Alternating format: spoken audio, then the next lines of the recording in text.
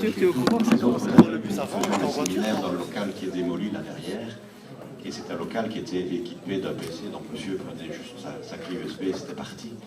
Et nous avons envie de lui signaler qu'on faisait la conférence dans un autre local dans lequel il n'y a pas de PC. Donc monsieur Rouet est parti chercher un portable. D'ici là, je vais introduire monsieur Piette, qui est aujourd'hui à la tête de Logistique Sim Wallonia, qui est un des pôles de compétitivité du plan Marshall. L'idée du ministre Marcourt est à l'origine de cette pôle de compétitivité, de se dire, eh bien, focalisons notre énergie, concentrons nos moyens dans des activités dont on sait qu'elles sont pour la région des activités porteuses. Nous essayons d'éviter de mettre nos maigres moyens dans des puits sans fond et développons ce pourquoi on sait qu'il y a de l'avenir. Et ce n'est pas à vous que je dois expliquer que la logistique et le transport, chez nous, c'est une des activités phares, c'est une des activités à valeur ajoutée et génératrice de pas mal d'emplois, et notamment chez les diplômés en commerce extérieur que vous serez, et singulièrement aussi chez tous ceux qui vous ont précédé. Voilà, monsieur Piette, en fait, a derrière lui un beau parcours. Moi, je pense l'avoir connu à l'époque où il était à la Chambre de commerce de Liège, responsable des relations internationales. Il a été débauché par la Chambre de commerce de Maastricht pour s'occuper des relations internationales de la Chambre de commerce de Maastricht. Et puis, quand le pôle de compétitivité dont vous parlez a été mis en place, eh bien, on vient le chercher, eu égard à toutes les connexions qu'il peut avoir à l'international, notamment pour s'occuper du pôle logistique et transport, donc Logistique Sim Wallonia. C'est toujours avec beaucoup d'intérêt que M. Piette vient chaque année devant les classes. La plupart du temps, il ne connaît pas les étudiants qui sont devant lui, mais il en retrouve chaque année, puisque dans les diplômés, il y en a pas mal qui sont engagés par des entreprises qui sont évidemment dans le giron de Logistique Sim Wallonia. Voilà, donc je vais lui céder le micro. Je le remercie d'avoir bien voulu accepter de venir témoigner devant vous aujourd'hui. Il y a eu un petit retard, je vais l'expliquer, donc je ne vais pas dire pourquoi c'est voilà, mais ça vaut la peine quand même. Je veux dire que moi je sais pourquoi, mais voilà. Si vous avez des questions, elles sont évidemment les bienvenues. Vous n'hésitez pas. Voilà, je cède le micro. Voilà, merci. Ça se trouve, il y a ça, quoi, en fait.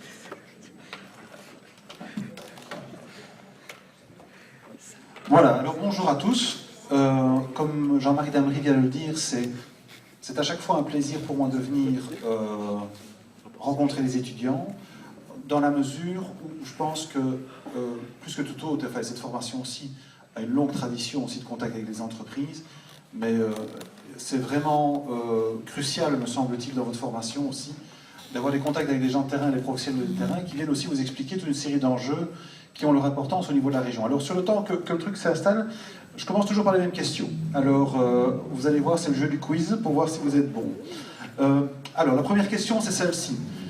Et comme Jean-Marc me l'a demandé, il m'a demandé, surtout n'hésite pas à les faire réagir. Donc si vous avez des questions au fur et à mesure, surtout n'hésitez pas pendant l'exposé. Je n'ai pas l'intention de faire un exposé ex cathedra, même si vous êtes nombreux. Alors je commence toujours par la même question. Lorsque l'on vous parle de logistique, si on vous dit le mot logistique, quelle est la première image qui vous saute aux yeux? La première, sans réfléchir. Camion. Voilà, parfait. C'est raté. Enfin oui, non, voilà, exactement. Alors les garçons diraient poète, non, c'est autre chose. Mais... l'idée, effectivement, c'est ça qui est extrêmement amusant, c'est qu'en fait, la logistique est un secteur qui a dans un grand nombre de personnes, ou je dirais dans le commun des mortels, a une assez mauvaise image de marque, parce que les personnes associent directement la logistique au transport routier, Et le transport routier n'est qu'une toute petite partie de la logistique. C'est beaucoup plus complet que cela. Et évidemment, la logistique, on peut essayer de faire tout ce que l'on veut pour essayer de donner une bonne image de marque. Vous avez un accident avec 2 poids lourds qui s'encastrent et vous êtes bloqué pendant 1 heure sur l'autoroute, vous chiez les clous, c'est normal, nous aussi. Mais néanmoins, le transport routier est indispensable puisqu'il représente quand même encore 70%, entre 70 et 80% des volumes transportés au niveau international et surtout au niveau belge. Et pourtant, nous avons des avantages en matière de multimodalité. Bon, deuxième question, c'est la suivante. Vous savez que nous avons à Liège un port et un aéroport. Ça, c'est malaise. Je suis occupé maintenant. Bon, tant pis. Pardon? Donc, nous avons un port et un aéroport. Est-ce que vous savez, dans le classement européen des aéroports cargo, savez-vous à quelle place se situe l'aéroport de Liège? 18e. J'ai entendu 18e, j'ai entendu 4e, j'ai entendu... Pardon? 12e. 12e. L'aéroport de Liège est le 8e aéroport cargo européen. Donc c'est le 8e aéroport cargo européen avec plus ou moins 650 000 tonnes de cargo traitées en 2015. Alors ça s'explique pourquoi, allez-vous me dire pourquoi est-ce qu'on n'est pas premier? Bon, déjà, on est 8e, c'est déjà pas mal. On n'est pas premier parce qu'en fait les aéroports cargo principaux sont essentiellement des aéroports, je dirais, partagés, des aéroports dans lesquels il y a une grande partie d'activité passager et aussi une grande partie du cargo. Lorsque vous prenez l'avion pour aller dans n'importe quelle destination, il y a dans la soute pas mal de fret qui est emmené, ce qu'on appelle du belly cargo, et donc du cargo dans le ventre de l'avion, alors que l'aéroport de Liège a un modèle qui est basé exclusivement sur des aéroports complètement, des avions, pardon, complètement cargo qui emmènent directement 100 à 120 tonnes de cargo. Troisième question, vous savez aussi que nous avons un port intérieur à Liège, le port autonome de Liège. Savez-vous, à nouveau dans le classement européen, à quelle place se situe le port autonome de Liège? C'est le 3e port fluvial intérieur, le 3e port fluvial européen, c'est exact. Le 1er port fluvial européen est le port de Duisbourg, en Allemagne, et le 2e est celui de Paris, en France. Et le 3e est donc le port autonome de Liège. Cela veut donc dire que la région liégeoise a, en matière de logistique, toute une série d'atouts qui sont relativement uniques en Europe.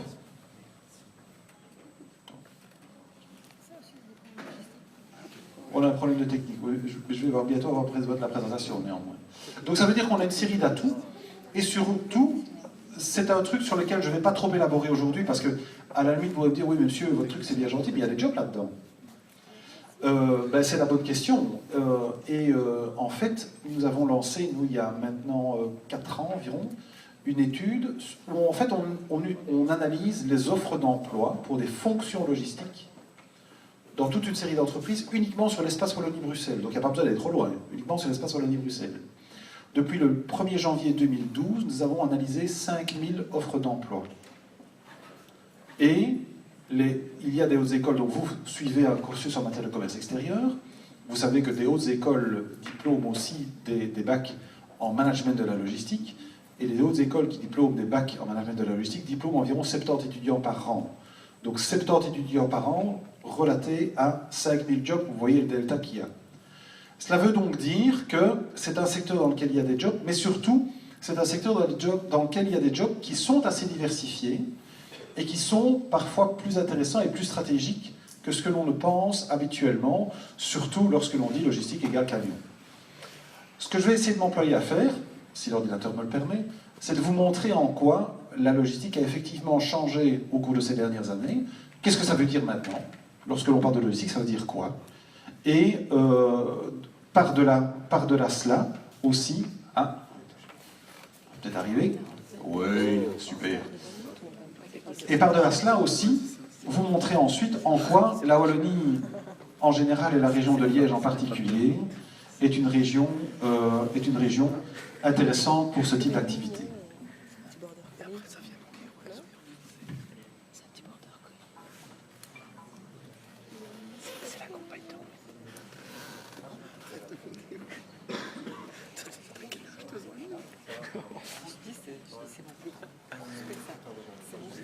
Si tu vas te perdre de Luxembourg, c'est à l'étranger, je pourrais te les vendre. Pour ça, je serai dans un théâtre. Pour ça, je serai dans un théâtre. C'est pas pareil. La logistique. Stéphane, tu sais, une offre. La Dropbox. On va accéder à Dropbox, j'ai vu ça, supprimer. Passe. Sérieux? Justement. Ah, C'est décalé. Mais je pensais que C'est décalé. Oh, je peux leur donner. sur deux, c'est Il y a pas de problème. Mais c'est beaucoup d'images. Hein. Cette fois-ci, c'est beaucoup d'images. Vous allez voir. Ok, c'est parfait. sérieux. Voilà, alors. En fait, la logistique est peut-être la révolution industrielle de demain. On parle beaucoup d'entreprise 4.0, on entend beaucoup parler de numérique, mais il n'est pas interdit de penser que la logistique sera peut-être la révolution industrielle de demain, parce que la logistique, en fait, c'est quoi? La logistique, c'est la combinaison de 3 types de flux. Un flux de marchandises, un flux d'informations et un flux financier.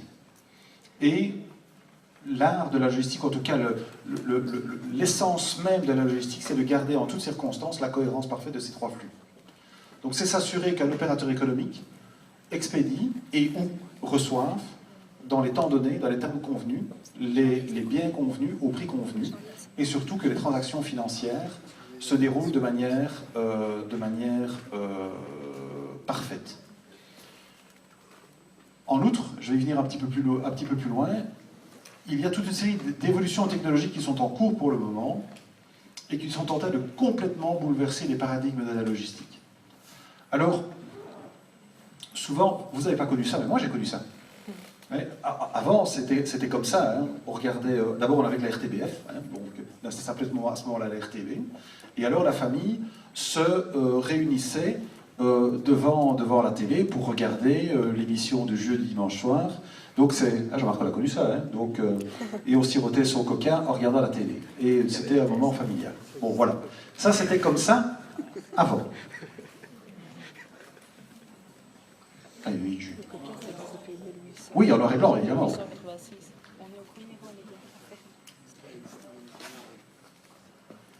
Maintenant, c'est plutôt comme ça. Et encore, c'est comme ça, mais c'est comme ça, et c'est encore pire, parce que j'aurais pu plutôt mettre des tablettes et des smartphones. Donc déjà, avec des laptops, on est déjà un peu démodé. Mais maintenant, on en est beaucoup plus à cette situation-là, où chacun est forcément hyper connecté, et notamment a un accès hyper rapide à l'information. Alors, ça c'est juste pour le contexte. Mais allons un peu plus loin. La Google Car. On est en train de parler pour le moment de véhicules autonomes. Alors, quel est l'intérêt des véhicules autonomes? Il y a évidemment des questions, des contraintes en matière technologique et en matière de sécurité. Mais l'intérêt, c'est aussi de parvenir, sur des infrastructures qui sont de plus en plus saturées, de parvenir à réguler la circulation, donc autrement dit, de parvenir à faire en sorte que les véhicules puissent réguler leur vitesse par rapport aux circonstances de trafic. Autrement dit, ils vont aussi diminuer leur consommation d'énergie, et aussi avec une sécurité routière augmentée. Alors vous allez me dire, oui, même si on a vu il n'y a pas tellement longtemps un accident qui a été fait avec une Tesla, où le gars s'est tué dans sa voiture parce qu'il a fait confiance au truc autonome de la Tesla. Ou la Google Car a fait un accident il n'y a pas tellement longtemps à la vitesse spectaculaire de 14 km/h. Oui, évidemment, mais par rapport aux jeunes qui se tuent sur la route en revenant de soirée parce qu'ils ont trop bu ou bien parce qu'ils ont perdu le contrôle de leur voiture en roulant trop vite, où est la vérité? Où se situe la véritable sécurité routière? Donc, alors ça ne veut pas dire que demain ou après-demain, nous allons avoir une généralisation complète des véhicules autonomes. Néanmoins, ce sont des développements technologiques qui, sur les activités de logistique, vont avoir également un impact. Je le dis encore une fois, je répète, si vous avez des questions, surtout n'hésitez pas, j'adore être interrompu, donc n'hésitez pas à poser des questions, levez votre main, dites oui, mais tiens, est-ce que vous ne pensez pas que? N'hésitez pas, surtout, j'adore ça, ok? L'imprimante 3D. dit l'imprimante 3D, mais qu'est-ce que ça fait en logistique? Et la logistique, c'est une série d'échanges de flux. Mais à partir du moment où les flux sont dématérialisés et rematérialisés à l'autre coin de la Terre par l'envoi de fichiers, ça peut être susceptible, à terme, de révolutionner aussi la manière dont la logistique est organisée. C'est peut-être aussi une opportunité pour les opérateurs logistiques d'intégrer des nouvelles technologies et de développer une nouvelle offre de service. Parce que n'oubliez pas, la logistique, c'est une offre de service. Et je dis souvent, la logistique aussi, c'est pas quelque chose qui sert ex nihilo. C'est pas quelque chose qui sert à mettre en œuvre des moyens de transport pour le plaisir de faire mettre des camions sur la route. N'oubliez jamais que la logistique que je vous ai définie auparavant avec 3 types de flux, c'est avant toute chose la discipline qui permet de pouvoir concrétiser la demande d'un client. Donc, lorsque vous commandez quelque chose ou lorsque vous allez acheter quelque chose dans le magasin, vous pouvez faire ce que vous voulez à un moment ou à un autre, ça a été transporté. Et d'un autre côté aussi, il y a aussi une réflexion que j'aime beaucoup et sur laquelle j'aime beaucoup attirer l'attention d'un public non initié ou qui dit, oui, mais la logistique, si on avait moins de camions, ce serait super. Je dis d'accord, mais on a quand même un peu parfois une forme de schizophrénie entre le citoyen et le consommateur, où le citoyen se dit, oui, c'est vrai, il faudrait moins de camions sur la route, mais le consommateur est très content de trouver un nouveau frigo dans le magasin quand son frigo est tombé en panne. Donc, il faut savoir effectivement ce que l'on veut, et surtout, j'attire votre attention sur le fait que chacun d'entre vous est un consommateur, j'utiliserais même un consommateur de la logistique. Parce que par vos habitudes de consommation, vous drivez les opérations logistiques. Si vous voulez manger des légumes d'hiver en été, c'est votre droit, mais seulement ils ont été transportés. Si vous mangez en été des fraises qui ont été produites au Maroc, vous pouvez faire comme vous voulez, elles ne sont pas venues à pied. Donc, autrement dit, il faut aussi savoir que dans votre comportement, dans votre vie de tous les jours, vous avez aussi une responsabilité en matière d'activité logistique. Mais donc, l'imprimante 3D est quelque chose aussi qui, à terme, va certainement venir compléter l'offre de services logistiques tels qu'ils sont performés aujourd'hui.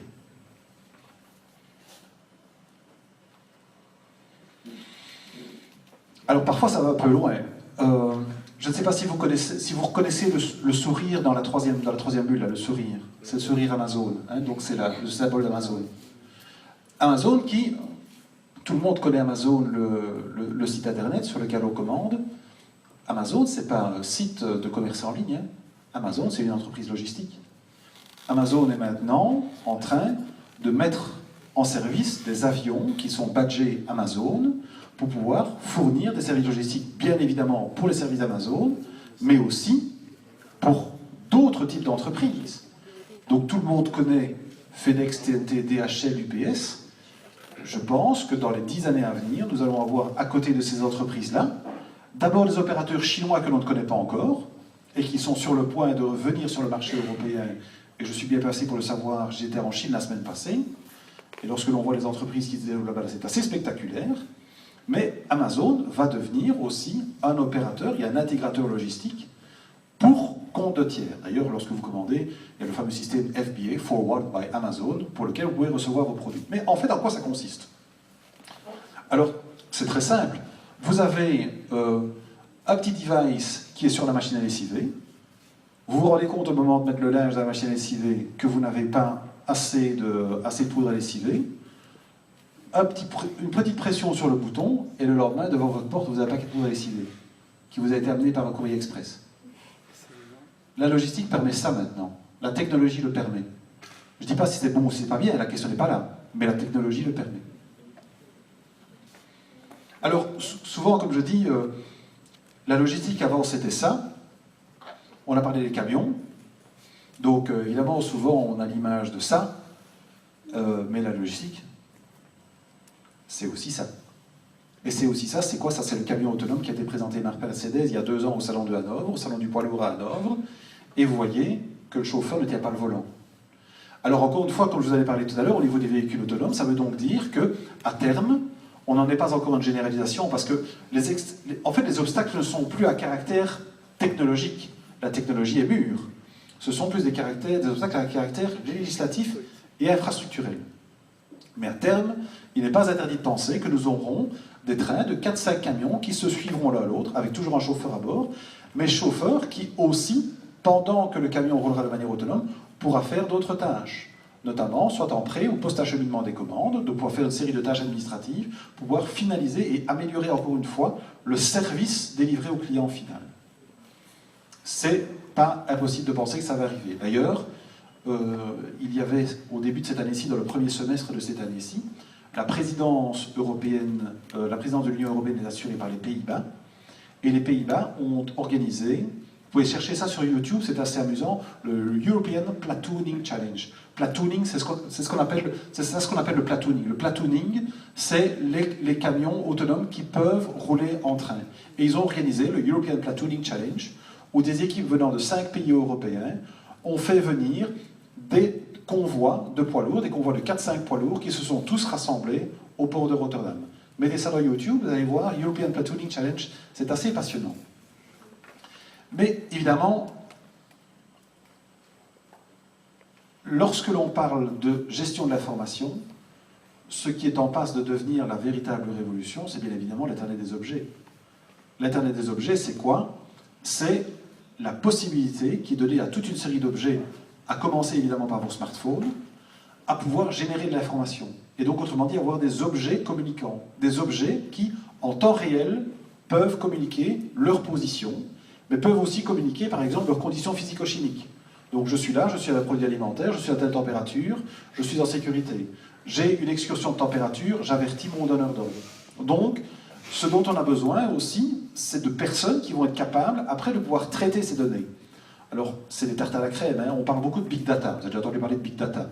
Mais ce qui se passe avec l'Internet des objets, c'est que vous avez toute une série d'appareils, ou toute une série de dispositifs, comme des puces RFID par exemple, toute une série de dispositifs qui génèrent de l'information, parfois de l'information non standardisée, de l'information assez hétérogène, et les opérateurs, ou en tout cas les managers de la supply chain, comme on les appelle, leur mission, c'est de parvenir à capter, à récupérer, à traiter et à exploiter ces données pour pouvoir améliorer leur performance. Je dis souvent, en fait, la supply chain, la logistique avant était considérée un peu comme une discipline subalterne. Donc, comme une discipline, je veux dire, on a fait un produit, il faut bien l'expédier. Allez, on l'envoie. Et surtout, les gens qui travaillaient dans la logistique, souvent, on les envoyait comme des mines de sel, dire celui-là, il a merdé dans tel département, on va mettre à la logistique, il ne peut pas faire de dégâts. Mais maintenant, nous arrivons dans des disciplines industrielles où la maîtrise de la logistique devient un différentiel compétitif. Je ne prends qu'un exemple que l'on connaît assez bien ici dans la région liégeoise, mais dont on ne connaît pas bien cette dimension-là, c'est l'entreprise ArcelorMittal. Vous savez qu'ArcelorMittal a eu de grosses restructurations ici, on a fermé tout le processus à chaud, il y a maintenant de la production uniquement à froid de tôle à très haute valeur ajoutée. Pourquoi parviennent-ils aussi... Excusez-moi.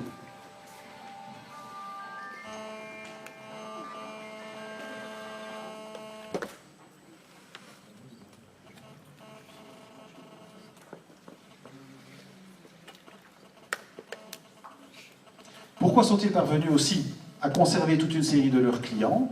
Parce qu'ils sont parvenus à se distinguer grâce à la qualité de leur processus logistique et de leur supply chain.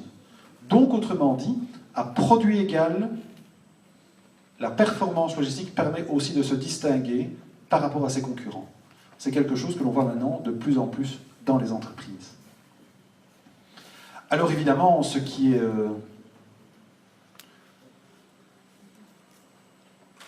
j'allais dire, de next big thing en matière de logistique, c'est l'e-commerce, évidemment.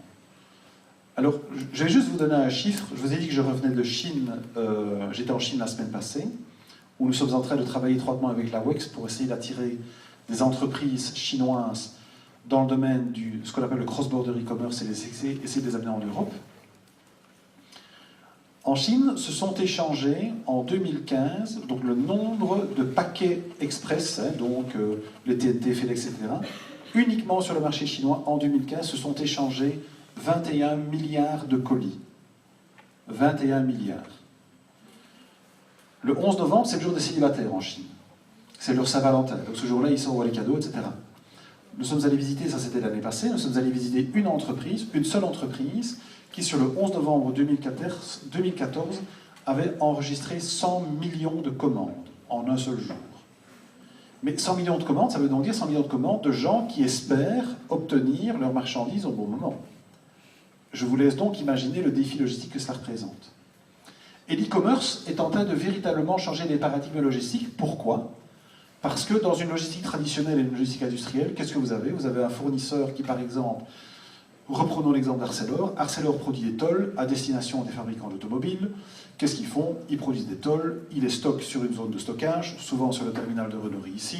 Ils attendent d'en avoir un certain paquet, ils les mettent soit sur des trains, soit sur des barges, ils les expédient au moment évidemment où le constructeur l'a demandé, mais ils ont une certaine maîtrise en tout cas sur la manière dont ils vont organiser les flux. Ici, plus du tout. Ici, qu'est-ce qui organise les flux? Ce n'est plus l'expéditeur, mais c'est le récepteur.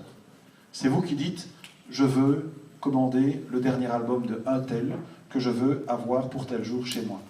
Et puis après, les opérateurs logistiques doivent tirer leur plan pour pouvoir vous les fournir, vous les amener à un moment où vous êtes chez vous, en plus. Hein, donc le nombre de retours, ou le nombre de ce qu'on appelle des no-show, donc le nombre de paquets qui sont présentés et qui ne sont pas délivrés parce que la personne n'est pas chez elle aussi est assez énorme. Mais le modèle de l'e-commerce est en train de complètement éclater les modèles logistiques, puisque évidemment,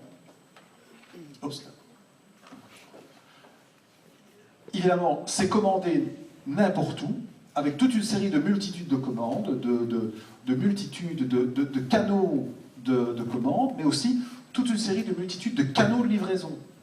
Et donc, vous pouvez multiplier les possibilités d'en bas par les possibilités d'en haut, et vous avez le nombre de combinaisons possibles.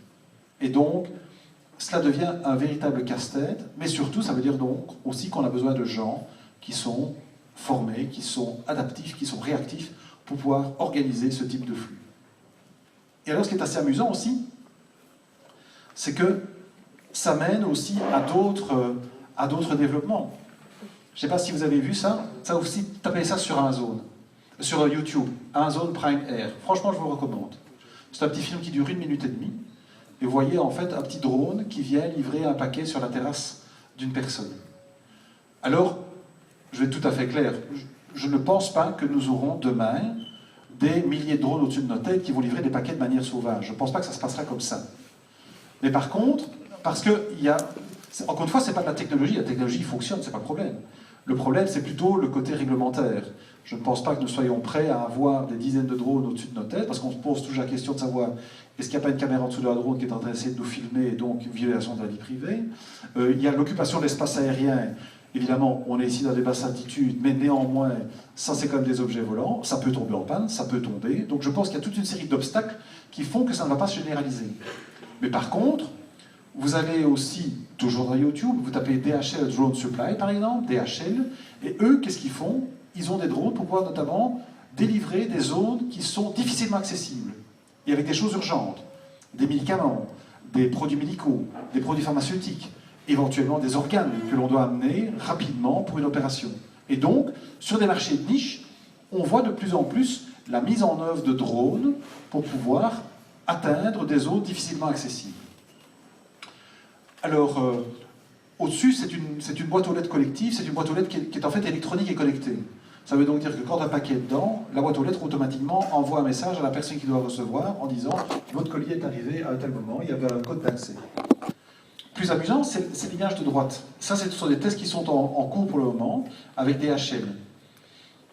Vous commandez votre paquet sur Amazon, vous dites, voilà, je veux l'avoir par DHL, et je dis, je suis de midi à 3h dans le parc cathédrale à la place Intel. Le gars de DHL s'amène, il a un petit appareil, et parce que DHL collabore avec Audi, il a un code pour avoir accès à votre coffre de voiture. Il ouvre le coffre de voiture, il dépose le paquet, il referme, vous retournez chez vous, le paquet est dans la voiture. Donc, c'est à ça où on arrive maintenant. Je vous ai parlé de la chanson sur les cargos vélos, etc. Mais, comme vous voyez, on est très loin du transport routier. On est très loin du camion. Et ça, c'est la logistique de demain. C'est comme ça que la logistique va continuer à se développer demain, avec surtout une caractérisation qui est une hyper-fragmentation des volumes. Donc, de plus en plus, les volumes vont être de plus en plus fragmentés, de plus en plus de petits paquets et de plus en plus nombreux. Donc, c'est un véritable défi qui impose aussi d'avoir des gens qui sont bien formés.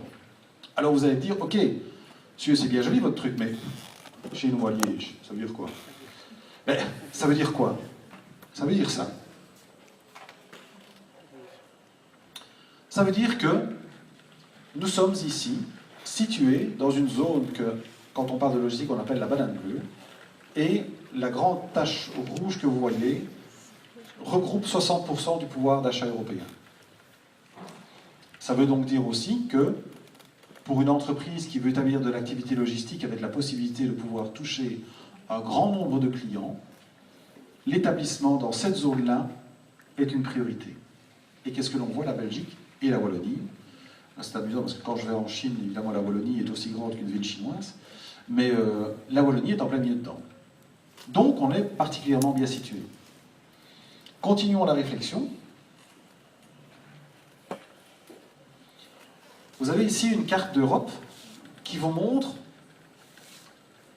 le nombre de conteneurs, donc TEU, je ne sais pas si vous avez vu ça, donc TEU pour 20 Equivalent Unit, donc c'est l'unité de mesure de la manutention de conteneurs dans les ports de mer, où vous voyez le nombre de conteneurs qui est géré dans les grands ports de mer, et essentiellement, comme vous pouvez le voir, Rotterdam et Anvers sont vraiment les deux portes d'entrée principales pour le marché européen. Alors, en quoi est-ce que ça a du sens pour nous? Mais ça a du sens parce que tout d'abord, notamment le port de Rotterdam, comme vous voyez, est pour le moment à 12 millions de conteneurs. Ils espèrent, grâce à une extension qu'ils ont réalisée sur sa mer, ils espèrent arriver à 28 millions en 2030. Mais il y a un deuxième problème, c'est qu'il y a une hyper-congestion sur les routes, et surtout, ils n'ont plus de place dans le port. Et donc, la question qui va se poser, c'est comment va-t-on faire pour pouvoir traiter ces conteneurs, pouvoir faire en sorte que ce qu'ils contiennent arrive dans les conditions optimales à leur client final. Et à ce niveau-là, nous avons la grande chance, et comme je le dis souvent, nous n'avons rien fait pour le mériter, c'est juste l'héritage de la géographie. En fait, nous avons les connexions par les voies fluviales. Donc, nous sommes ici à Liège, et comme vous voyez, on arrive à Rotterdam en 24 heures de navigation. Chose intéressante aussi, il faut savoir que le port de Rotterdam, pour ses futurs exploitants, a imposé un report modal, donc a imposé une part modale. Donc les futurs exploitants, qui ont commencé leurs activités, sont obligés de sortir 65% de leurs conteneurs par un autre moyen que la route. Parce qu'ils se rendent bien compte que la route étant congestionnée, on ne peut pas rajouter encore de la congestion à la congestion. Donc ils doivent sortir donc 65%, ça veut dire donc 40% par le fleuve, 25% par le rail et le solde par la route. Juste encore une petite incise. Vous avez certainement entendu parler du bureau du plan ici en Belgique. Le bureau du plan est le bureau de planification économique du gouvernement. Et le bureau du plan a fait une étude qui dit que par l'horizon 2030, l'intensité en demande de transport, tant de marchandises que de personnes, va augmenter de 60% par rapport à la situation actuelle. Et donc l'enjeu, lorsque vous entendez parler de report modal, de dire qu'il faut enlever du marchandise de la route vers les autres modes de transport, l'enjeu n'est pas tellement celui-là. L'enjeu, c'est de faire en sorte aussi que l'ensemble de l'augmentation n'est pas que sur la route, mais bien sur tous les autres modes de transport. Mais à ce niveau-là, donc, la région de Liège est particulièrement bien située parce que, comme je vous l'ai dit, nous avons les connexions avec le port de Rotterdam, mais évidemment aussi par le canal Albert avec le port d'Anvers, bien sûr. Le port d'Anvers qui est plus un port d'export et le port de Rotterdam est plus un port d'import, mais nous avons d'excellentes connexions, puisque à partir de Liège, on est à 14 heures de navigation du port d'Anvers, et cela représente un atout assez intéressant, surtout avec l'inauguration du Trilogy Port, dont je vais parler un petit peu plus tard. Est-ce que vous avez des questions à ce stade-ci? J'en vois 2-3 qui s'endorment, mais je n'ai pas les noms, donc c'est pas grave. Est-ce que vous avez des questions? Pas de questions, c'est limpide à ce point-là. C'est parfait. Alors, permettez, je vais boire un petit coup d'eau.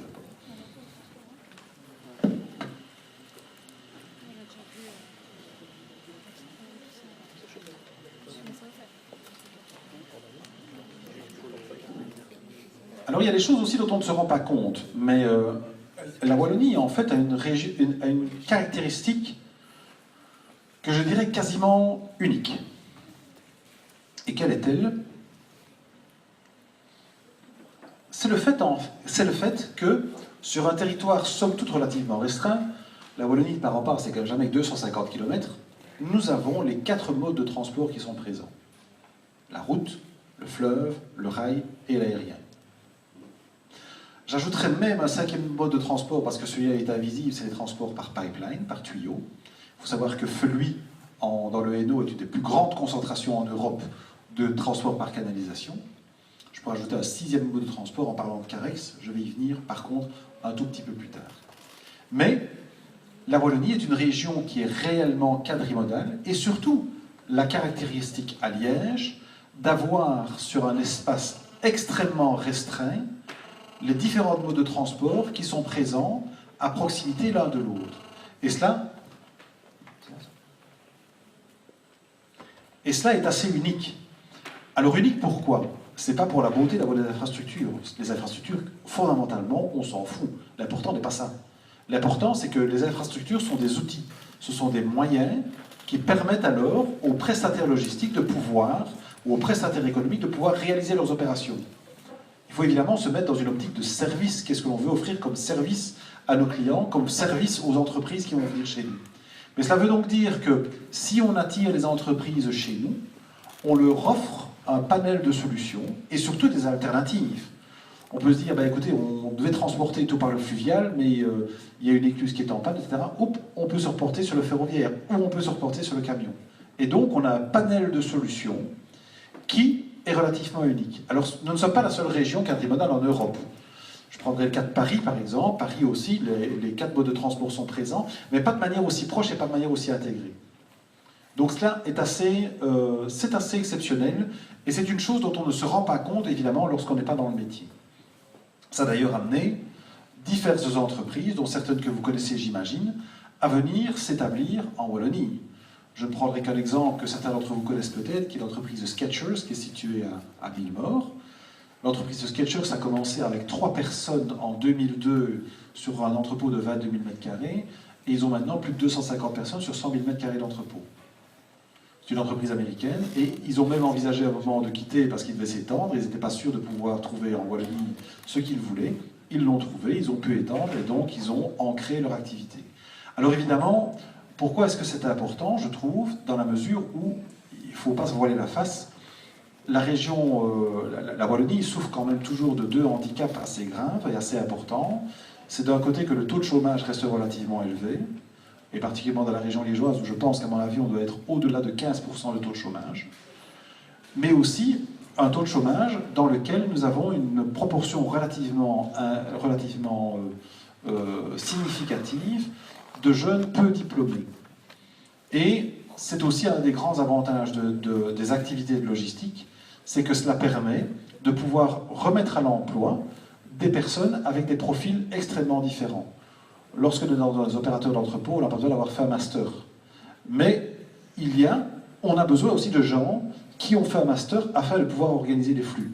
Et donc, on a un panel de métiers disponibles, déclarants douane, freight forwarder, etc., organisateur de transport, dispatcher, etc. On a un panel de métiers qui est assez diversifié et qui peut permettre de répondre en partie aux problèmes de chômage que nous avons en Wallonie.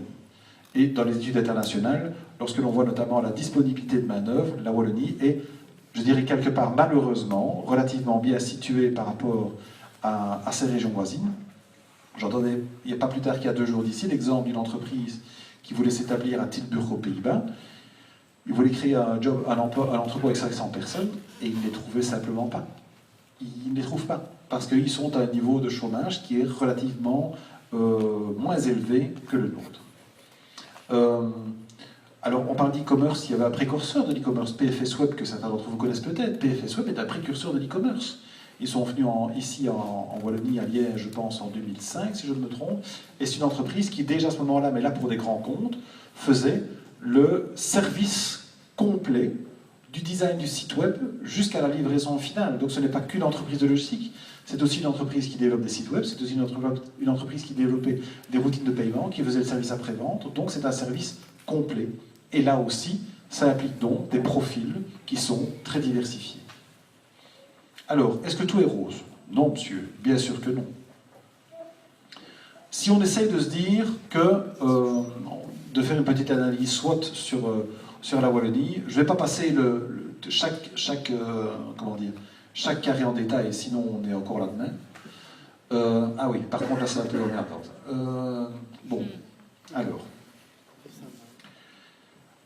Si on regarde dans les forces, le mot que vous ne voyez pas, c'est le mot localisation. Je pense que je l'ai élaboré précédemment. La localisation est assez favorable.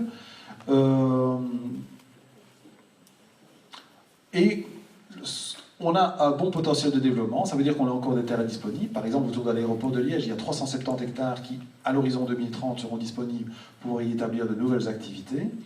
Et le fait que nous avons, comme je viens de le dire, une main-d'œuvre disponible.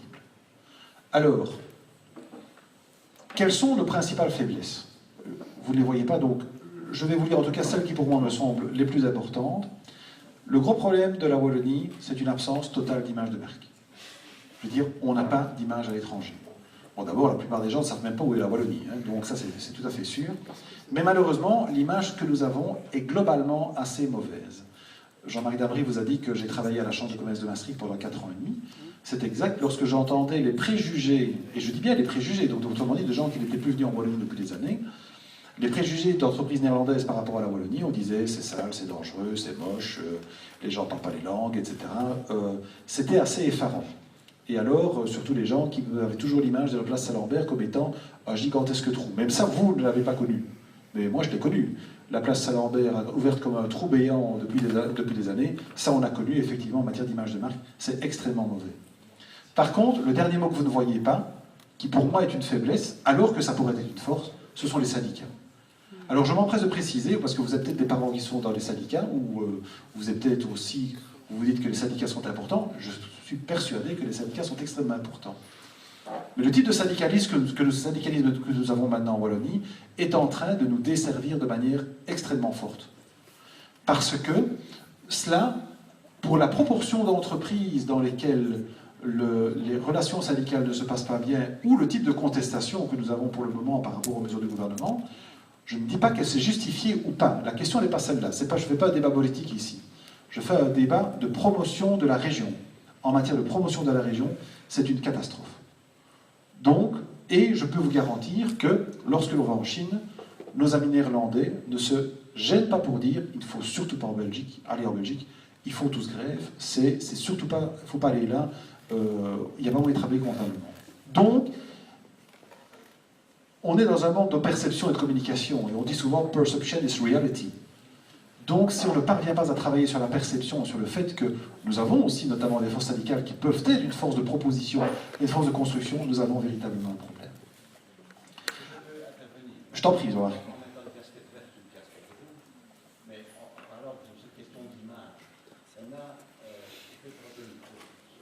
Et comme ça, tout le monde comprendra bien.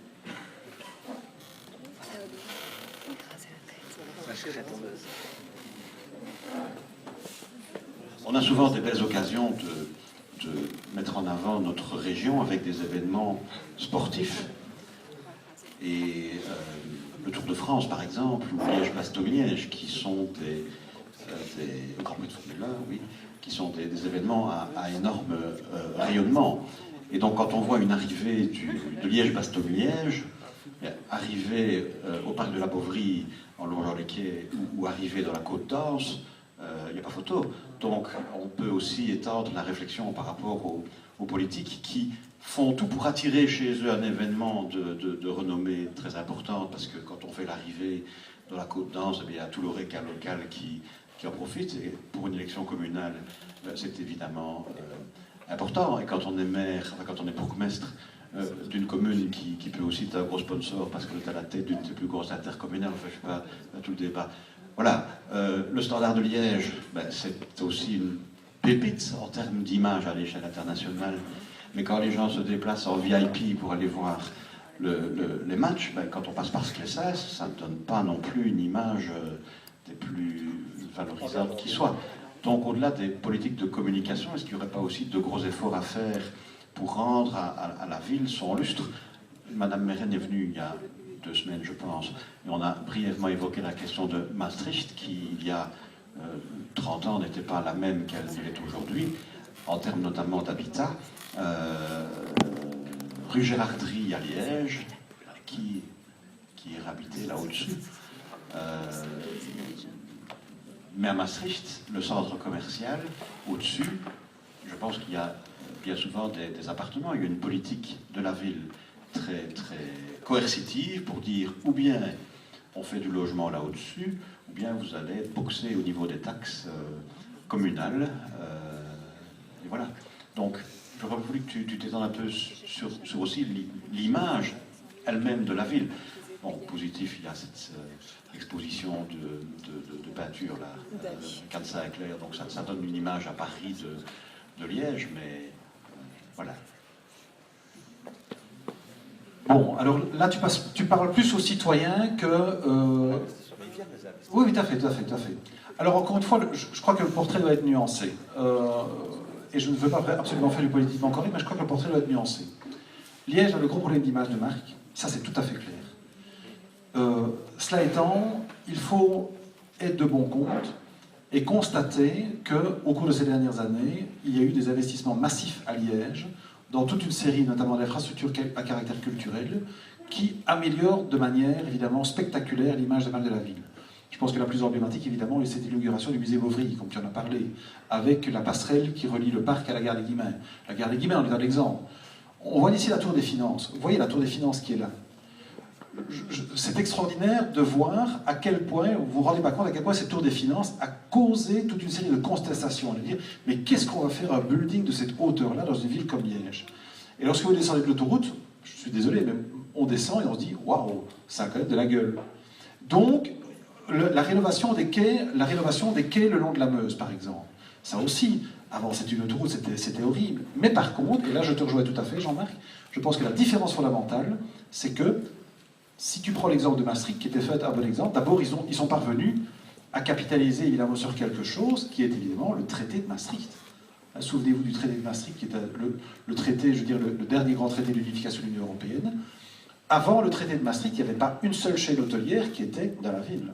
Depuis le traité de Maastricht, ils sont parvenus à capitaliser là-dessus en matière d'image de marque et à attirer notamment toutes les grandes chaînes hôtelières et à attirer aussi des événements internationaux. Et la grande différence, me semble-t-il, c'est que ce que les Néerlandais ont et que les Belges n'ont pas, c'est une vision.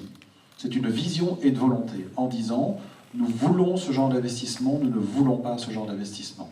Et avec aussi un autre grand outil que les Néerlandais utilisent et auquel en Belgique on a toujours énormément de difficultés, ce sont les partenariats publics-privés, les PPP. Où le gros problème que nous avons pour le moment, c'est que les finances publiques sont au plus mal. Et donc, autrement dit, investir de l'argent public dans les infrastructures, qu'elles soient culturelles ou autres, pose toujours un problème. Ben, les Néerlandais, ils ont renversé le paradigme. Et ils se sont dit, le privé a du pognon, allons chercher du pognon chez le privé. Et faisons un accord avec lui pour pouvoir, justement, créer des infrastructures qui, d'un côté, ont un caractère public, et qui, de l'autre côté, ont une partie de privé, une partie de promotion privée, qui permet alors à l'investisseur de s'y retrouver. Le meilleur exemple, c'est que, on ne le sait pas, mais une partie de la nouvelle maison communale de Maastricht, donc pas la partie historique qui est sur le marché, si vous connaissez, mais la partie moderne à gauche de la maison communale, a été créée, donc la nouvelle salle du conseil communal de Maastricht a été construite grâce à un partenariat public-privé. Je pense que c'est une chose qui, ici à Liège, est inconcevable. Et tout ça est une question de mentalité. C'est une question de mentalité, c'est une question d'ouverture, et comme je l'ai dit tout à l'heure, c'est une question de vision. Cela étant, je suis relativement optimiste à Liège, mais par contre, c'est vrai, je ne sais pas, et là c'est une question que je laisse ouverte, je ne sais pas si on capitalise assez sur les grands événements. Tu as cité le Tour de France, et on a cité aussi Liège-Bastogne-Liège, et notamment le Grand Prix de Formule 1, que nous avons aussi comme grande chance d'avoir comme des événements récurrents. On sait que chaque année, ça vient. Chaque année, le 3e week-end du mois d'avril, c'est Liège-Bastogne-Liège. En plus, on l'appelle la Doyenne, c'est une des plus anciennes courses cyclistes, et le nom de Liège est en plus dedans, dans le nom de la course. Le Grand Prix de Formule 1, ça attire au minimum 100 000 personnes sur le circuit, et c'est X millions de téléspectateurs à travers le monde. Capitalise-t-on assez sur ce genre d'événement? Je n'en sais rien. Je pense qu'on peut certainement mieux faire. Ça, c'est mon avis. Mais c'est plus un avis de citoyen qu'un avis d'expert logistique, évidemment. Cela étant, il est clair que lorsque l'on vient à Liège maintenant, et lorsque l'on monte, par exemple, dans mon domaine, l'aéroport de Liège, et on se dit, ah oui, il y a quand même quelque chose qui se passe maintenant. C'est quand même une zone qui a aussi de la gueule, et où il y a de l'activité économique qui se développe. Tout ça pour vous dire que à Liège, tout n'est pas forcément noir, il y a des choses qui n'avancent pas, mais ça n'avance jamais assez vite, Mais je trouve aussi que la ville, avec notamment la Cité Miroir, avec par exemple, on a parlé de la Beauvry, avec le théâtre, avec l'opéra, il y a toute une série de choses qui ont été rénovées au cours de ces dernières années et qui donnent quand même une autre gueule à la ville, quoi. Maintenant, les quartiers périphériques, tu as parlé du standard, c'est vrai que là, on reste dans les quartiers industriels. Moi, je vis à l'Herstal, c'est vrai que quand tu vas dans certains coins d'Herstal, au départ, tu te dis, c'est la catastrophe, quoi, c'est catastrophique, c'est catastrophique. Enfin, voilà. Mais je partage en partie ta constatation. Alors, ah oui, peut-être, je ne sais pas si j'ai... Peut-être juste encore un petit coup sur le slide précédent. Au niveau des opportunités, en fait, les projections montrent que le volume d'augmentation de marchandises continue à augmenter. Je vous ai parlé tout à l'heure du port de Rotterdam, ils envisagent d'avoir 28 millions de conteneurs d'ici à l'horizon 2030, c'est une opportunité pour nous. Il faut parvenir à la saisir. Les préoccupations environnementales, je vais parler un petit peu plus tard du programme Lean and Green. Une chose dont on ne se rend pas compte, c'est que les acteurs logistiques ne sont pas bêtes et méchants et ne cherchent pas à faire rouler leurs camions à tout prix. Mais il y a de plus en plus dans les entreprises aussi une véritable préoccupation de diminuer leur impact environnemental.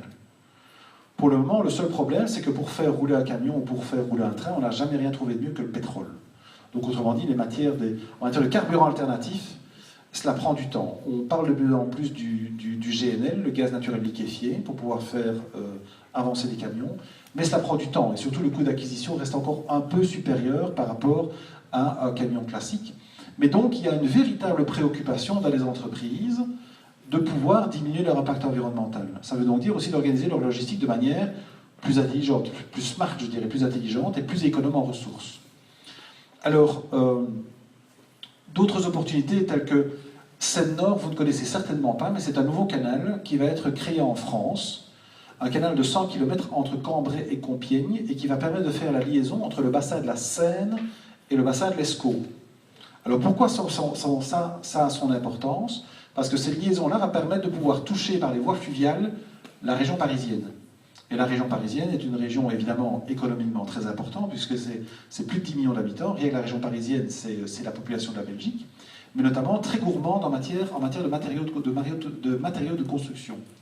Et nous avons notamment, dans le Hainaut, toute une série de carrières qui verront de manière très volontiers, enfin de manière très intéressée, la construction d'une nouvelle infrastructure qui permettra de pouvoir amener les matériaux de construction par un autre moyen de la route.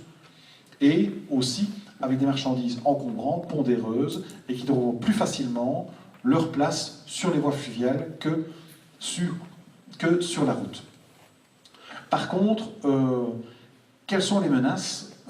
J'ai parfois l'impression que les Wallons n'ont pas besoin de se chercher des ennemis. Ils se créent suffisamment de problèmes eux-mêmes que pour pouvoir se mettre dans la merde. Et lorsque je vois notamment... il y a une chose qui, moi, me perturbe très fort, c'est ce qu'on appelle l'effet NIMBY. NIMBY, je ne sais pas si vous connaissez, NIMBY, donc Not in my backyard. Ça veut donc dire que pas dans mon jardin. Hein, en gros, en français, ça veut dire pas dans mon jardin. Ça veut dire que tout le monde veut bien du développement économique, mais personne ne veut avoir les emmerdes du développement économique. Et donc, la législation permet notamment à des riverains de pouvoir introduire des recours contre les grands projets de développement économique. Je vais vous montrer un peu plus tard un slide sur Trilogy-Port. L'infrastructure a été inaugurée en 2015. Les premiers esquisses de Trilogy-Port datent de 2002. Il a fallu donc 13 ans pour concrétiser un projet. C'est inexcusable. 13 ans, c'est beaucoup trop long. Et pourquoi? Parce que une série de comités de riverains se sont organisés pour dire nous ne voulons pas ça, parce que ça va créer de nuisances, ça va créer des camions, ça va créer de la poussière, ça va créer de la pollution. Des gens qui ont vécu pendant des années à côté de Chertal, qui crachaient de la suie, etc. Donc, il y a parfois des réflexes individualistes, et je trouve que ça, c'est un véritable problème. Nous sommes dans une société où nous sommes de plus en plus individualistes, et où on accepte très difficilement de prendre sa part, je dirais, de nuisances collectives pour le bénéfice de développement économique, en sachant encore une fois que le but n'est pas d'endommager l'environnement. Mais aucune activité économique n'est complètement neutre pour l'environnement. Et donc nous avons une certaine forme de conservatisme, et je trouve la situation, notamment politique actuelle en Belgique, relativement préoccupante, avec l'asymétrie des gouvernements en les niveaux, surtout pour la Wallonie évidemment, le niveau fédéral et le niveau régional, où forcément ils sont d'obédiences différentes, et où on a parfois l'impression que le jeu est plutôt de bloquer les décisions des autres. Je trouve par exemple, encore une fois, l'idée n'est pas de faire de la politique ici, mais vous avez suivi comment les discussions sur le CETA, hein, donc vous, étudiants en commerce extérieur, vous allez être concernés au premier chef. Enfin, les textes du CETA sont quand même prêts depuis 3 ans, quoi, hein. Et c'est à 4 jours de la signature que la Wallonie se réveille. On se dit, oui, mais quoi est-ce qu'on s'occupe, quoi? Enfin, c'est quoi le truc? Alors, je ne dis pas qu'il faut dire tout, oui, non à tout, mais la Wallonie est en train de se distinguer et de bloquer un processus qui concerne près de 500 millions d'Européens. Il y a parfois de quoi se poser un peu des questions. Et donc, on se demande si parfois... Je me demande parfois si les Wallons, finalement, n'ont pas besoin d'ennemis extérieurs parce qu'ils se créent suffisamment d'emmerdes à eux-mêmes. Enfin, je n'ai pas envie de vous laisser avec un message négatif parce qu'il y a quand même du boulot à faire. Alors, tout cela pour dire que, sur base de cela, et Jean-Marc l'a imaginé, enfin l'a esquissé, le gouvernement wallon a décidé de mettre en place le plan Marshall. Alors, quelques mots d'histoire. Bref, pas trop, je vous rassure. Ce qui se passe, c'est que, comme vous le savez, nous avons été, la Wallonie notamment, a été une extraordinaire puissance industrielle. Au début du XXe siècle, la Wallonie était la 2e ou la 3e puissance industrielle au monde après le Royaume-Uni. Et nous étions très riches grâce à l'industrie sidérurgique, grâce au charbonnage, grâce à la chimie et grâce au verre.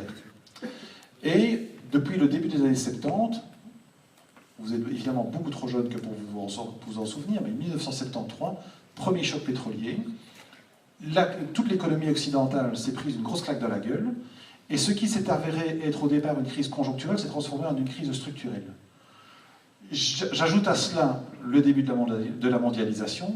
Une chose que j'adore toujours faire devant une audience de votre âge, c'est de poser la question suivante. Savez-vous ce qui s'est passé dans la nuit du 31 décembre 1992 au 1er janvier 1993? Normalement, en commerce extérieur, vous devriez le savoir. Pardon? J'ai entendu l'introduction de l'euro, c'est ça? Non, c'est pas l'introduction de l'euro. L'euro, c'est un peu plus tard. 31 décembre 1992, 1er janvier 1993. Non, tremblement de terre, c'est un peu plus vieux. C'est en 83, ça. Mais économiquement, tu conviendras que ça n'a pas beaucoup d'effet. Pas spécialement. Il n'y en a pas un d'entre vous qui sait ce qui s'est passé cette nuit-là. Ça n'a pas d'excuse. Pour les étudiants en commerce extérieur, ça n'a pas d'excuse. Jean-Marc, je suis désolé, mais... Ah oui, d'accord, c'est pas toi, ça va alors. Et M. Dabry, Ce n'est pas l'espace Schengen, mais tu n'es pas loin. Le marché unique, Alors, marché unique, libre-échange, c'est exactement la levée des contrôles aux frontières. Donc l'ouverture de l'espace européen et l'abandon des contrôles aux frontières. En fait, vous ne vous imaginez même pas, mais quand un camion partait de Liège, faisait Maastricht-Aix-la-Chapelle, devait passer par le Luxembourg et venait à Liège, il faisait 4 passages de frontières et 4 contrôles de douaniers qui disaient « Stop monsieur, contrôlez vos documents, qu'est-ce qui se passe ?» Et on ne se rend pas compte à quel point cet aspect-là, et j'ajoute alors évidemment au début des années 2000 l'introduction de l'euro, évidemment, mais on ne se rend pas compte à quel point ces choses qui pour vous maintenant vous semblent totalement acquises, à quel point ça a été une véritable révolution à ce moment-là. On se demandait aussi d'ailleurs comment ça allait se passer. Les contrôles aux frontières, il n'y a plus de contrôles aux frontières, ça va être la jungle totale, mais ce sont aussi des éléments qui, tous mis les uns derrière les autres, ont accéléré le phénomène de mondialisation et, autrement dit, ont mis de plus en plus à mal le développement et la structure économique de nos régions.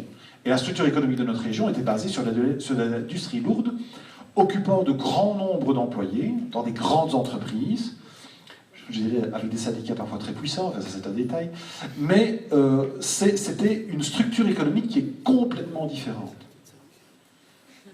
Et donc, et je pense qu'un gros défaut que nous avons eu, c'est qu'on a cru jusqu'au bout, d'abord au niveau fédéral puis au niveau wallon, que notamment la sidérurgie, on allait pouvoir la maintenir.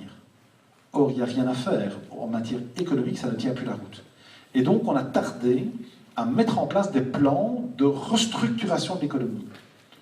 Le plan Marshall, c'est ça. Le plan Marshall, c'était enfin, aussi parce que Je vous rappelle qu'en 1970, c'est la première régionalisation de l'État et la première réforme de l'État, dont nous venons d'avoir la 6e réforme de l'État qui est entrée en vigueur au début 2015, et donc avec un transfert progressif de tous les différents outils de développement, et notamment le développement économique qui progressivement a été transféré aux régions. Et donc, ce n'est qu'au cours des 20 dernières années que la région wallonne, que la Wallonie dispose de tous les outils en matière de développement économique. Et donc, en 2005, le gouvernement wallon a décidé de mettre en place le plan Marshall, où l'idée était fondamentalement assez simple. Jean-Marc l'a esquissé dans son intro, c'était de sélectionner les secteurs dans lesquels nous disposons de la meilleure base économique, d'injecter des moyens supplémentaires dedans et de stimuler la collaboration entre entreprises et l'université. Et donc, 6 secteurs ont été choisis dans le cadre du plan Marshall comme étant les secteurs prioritaires.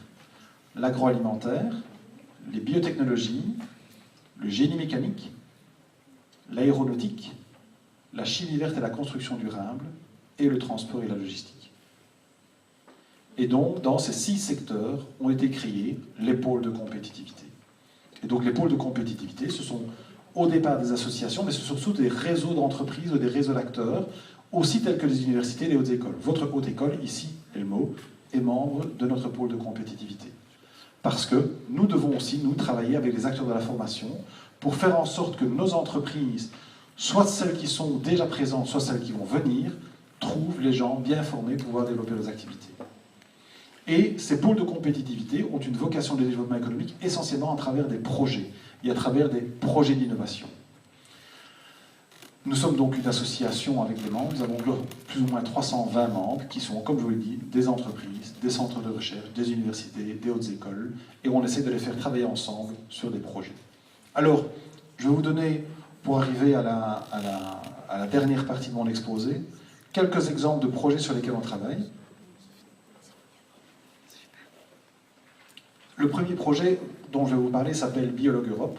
Biologue pour biologistique. En fait, lorsque l'on touche à toute la matière qui touche aux soins de santé, on se rend compte que ce sont des matières qui demandent des prestations logistiques à très haute valeur ajoutée.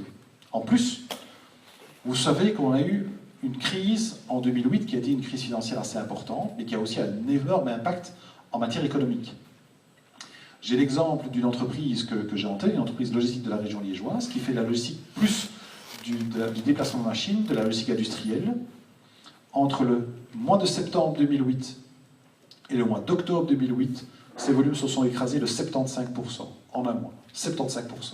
Parce que, dans la crise, évidemment, les entreprises décident soit de ne plus investir, soit de reporter leurs investissements, de reporter leurs achats. 2 secteurs sont complètement épargnés, l'alimentaire et le pharmaceutique. Nous continuons tous à nous alimenter et malheureusement, nous continuons tous à avoir besoin de sa santé et à tomber malade. Et donc, nous avons décidé, nous, de travailler avec les acteurs de terrain pour pouvoir développer de l'activité logistique à haute valeur ajoutée, spécialement dédicacée au secteur soit de la pharmacie ou plus du life science. Mais ça va, par contre, ça se retrouve même dans des secteurs un peu inattendus. Lorsque l'on parle de logistique, je vous ai parlé tout à l'heure, je vais prendre un exemple, je vous ai parlé tout à l'heure de ce travail sur les offres d'emploi, donc les 5000 offres d'emploi que nous avons identifiées. Eh bien, en fait, on pourrait penser, ce sont des offres d'emploi pour des fonctions logistiques. Ce ne sont pas des offres d'emploi dans des entreprises de logistique. Les entreprises de logistique, dans ces 5000 offres d'emploi, ne représentent que 20% des offres d'emploi. Toutes les autres offres d'emploi sont dans d'autres secteurs. L'alimentaire, le pharmaceutique, la grande distribution et, de manière assez surprenante, les services publics, et notamment les hôpitaux. Parce que justement, les services publics se rendent compte aussi que l'argent se raréfie et que donc, il faut faire de l'optimisation de ressources. Je dis souvent, les logisticiens sont des cost killers, mais c'est optimiser l'utilisation des ressources. Et donc, de plus en plus, ce que l'on observe, c'est que dans des services publics également, ils recherchent des profils qui vont être des profils, je dirais, d'optimisateurs, si le mot existe, des gens qui vont optimiser l'utilisation des ressources en matière d'achat, en matière d'approvisionnement, en matière d'acheminement, en matière de distribution de produits, etc. Un deuxième projet dont je vais vous parler est un projet que nous avons importé des Pays-Bas qui s'appelle Lean and Green. Et en fait, l'idée, là, je vous ai dit tout à l'heure que la préoccupation environnementale était une préoccupation importante pour les opérateurs logistiques, et donc nous avons mis en place ce programme, dont l'idée est d'amener les entreprises à mettre en place un plan d'action pour réduire leurs émissions de CO2 de 20% en 5 ans.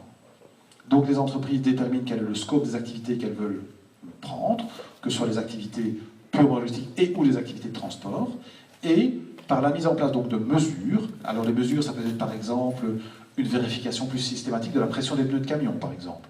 Ça peut être de la formation à l'éco-driving. Ça peut être de la réorganisation de l'entrepôt. Ça peut être de la réorganisation des circuits de distribution. Et donc, une entreprise détermine l'unité qui va être son unité de calcul et calcule son émission de CO2 par rapport à cette unité-là.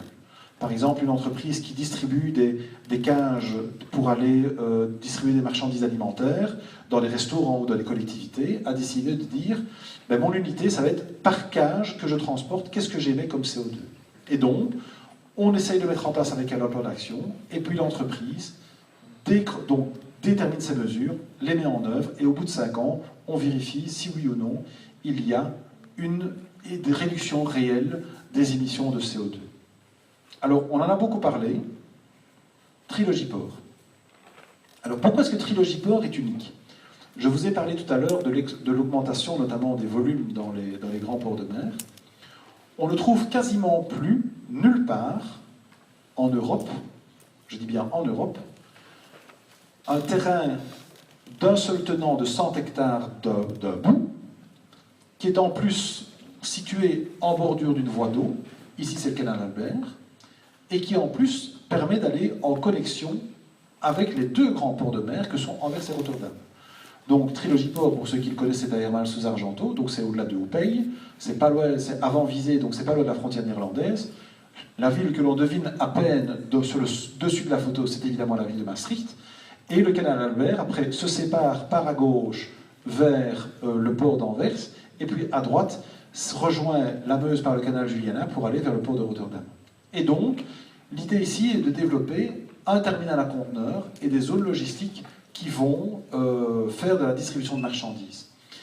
Comme je vous l'ai dit, c'est un projet qui a pris beaucoup de temps, puisque les premières esquisses datent de 2002, et comme vous voyez, l'inauguration a été inaugurée le 13 novembre 2015, et j'aurais dû rajouter une date, qui était le 29 septembre 2016, puisque le 29 septembre 2016, le premier entrepôt, qui est celui-ci,